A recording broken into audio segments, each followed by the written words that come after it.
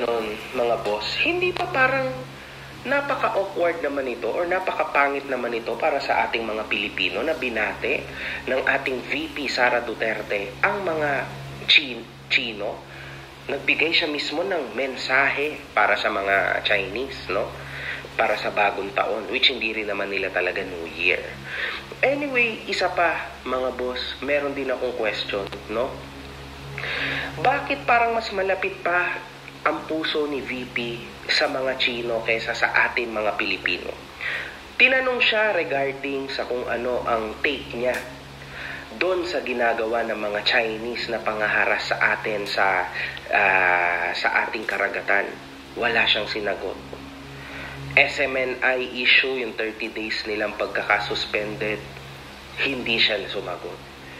Alam niya rin sa sarili niya yung ginagawang pambubuli ng mga Chino sa atin. Bakit hindi niya sinasagot? Or wala siyang sinasabi kahit na ano?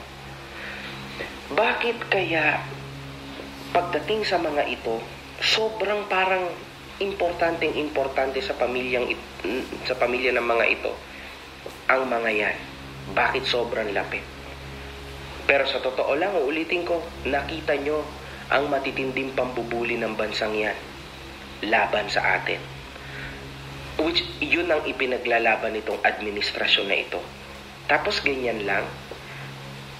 Kaya alam nyo, mga kahombre ko, kaya sa isang banda napakadaling pabagsakin ng bansa natin. Kasi wala talaga yung tinatawag na unity. Which yun sana yung gusto ng ating presidente at ng administrasyon ngayon. Wala po talaga yung tinatawag na unity. Kasi sa totoo lang kaya napakahina ng bansa na ito dahil bawat isa ipinaglalaban yung kanilang sariling pang sariling interes. Nakakalungkot, mga boss. Sana lang hindi niya nalang ginawa to. Kasi syempre may sugat pa sa mga Pilipino, lalo na sa mga kababayan nating Diyos ko, halos ibuwis yung buhay nila sa pag-atake para lang magampanan ng kanilang mga trabaho sa karagatan natin. Tas ito pa, di ba? Parang napaka-tinding sampal po nito sa atin. One love, good fucking vibes. Well guys, unang-una sa lahat, maraming salamat Uncle Ayan for tagging me in this video. Napakaganda rin naman. Well, simple yung attack mo pero on point. Okay. Pakinggan muna natin si Uncle Ayan. Ba't ganon, mga boss? Hindi ba parang napaka-awkward? Ang awkward is yung nag-react ka doon sa picture na halata mo namang edited. Makikita mo naman na pinatungan yung actual na wording from the original page ng OVP and then pinalitan ng Chinese characters. Ito yung original na post ng OVP coming from official channels of Inday Sara Duterte. Ayan po, may fading po sa side.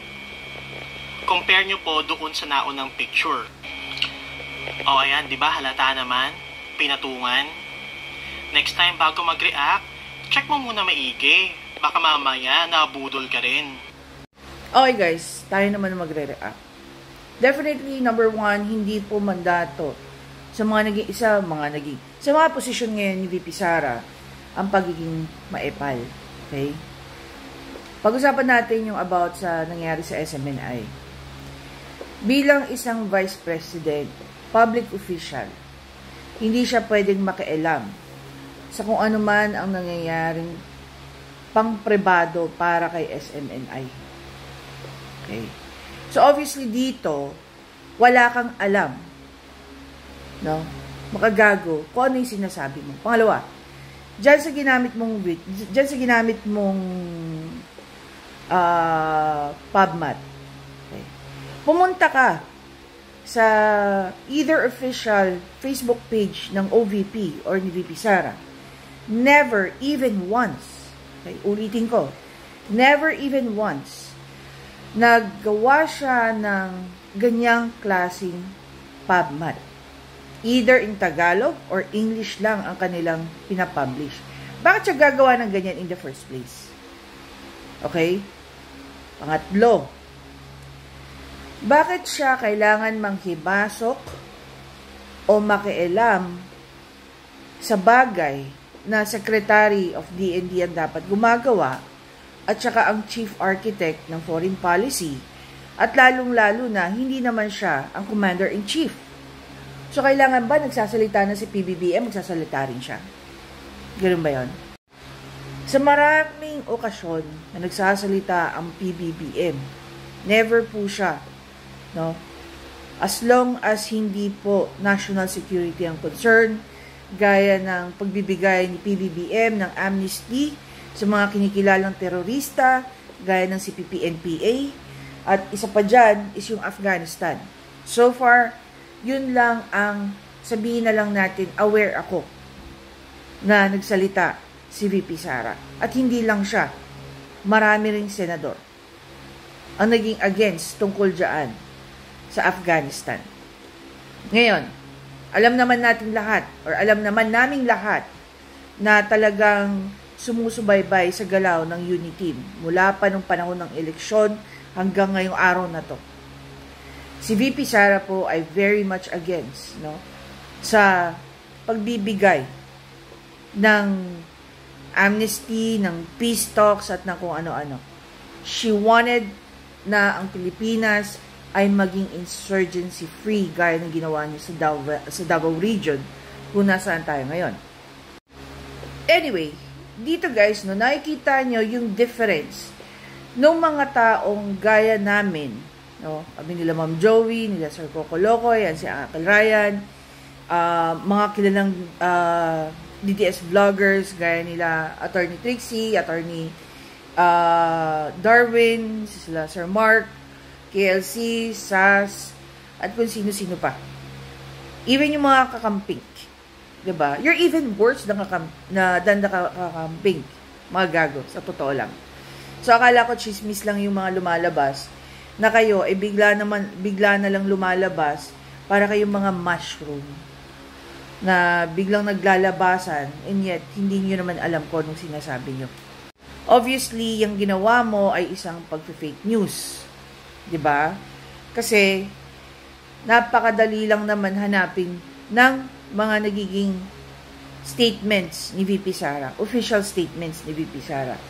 Mas madalas pa nga, ang ginagamit niyang mga salita ay Arabic. More than any other languages. Okay? Maliban na lang, of course, sa Bisaya. Maliban na lang, of course, sa Tagalog or English. Madalas, nababanggit niya ang salitang syukran, which is actually an Arabic word for thank you. Or yung mga greetings ng mga Muslim, gaya ng Assalamualaikum, Waalaikum Assalam. Pero yung mga Chinese character na yan, maliban sa ginamit niya, nagsalita siya ng, hindi ko alam kung yun ba ay Mandarin or Hokkien, nung binati niya, no, ang China ng Chinese New Year. That is the only time ni walang transcript yun. Pero for her to address the Philippines in either Mandarin or Hokkien language, diba? Chinese language, known Chinese language, I find it very, very impossible. Kung meron man sumira ng UNITEAM, hindi na yun si VP Sara. I don't want to point fingers, pero dito pa lang alam na natin na hindi si VP Sara ang sumira ng UNITEAM. Binoto ko at sinuportahan ko si PBBM. So far, marami na siyang ginagawa na hindi ko pinapaboran. It is the same thing nung nakaupo si PRRD. May mga ginawa si PRRD na hindi ko rin mga nagustuhan. Pagpatuloy yan ni PBBM, malapit na akong bumitaw sa kanya. Konting-konti na lang.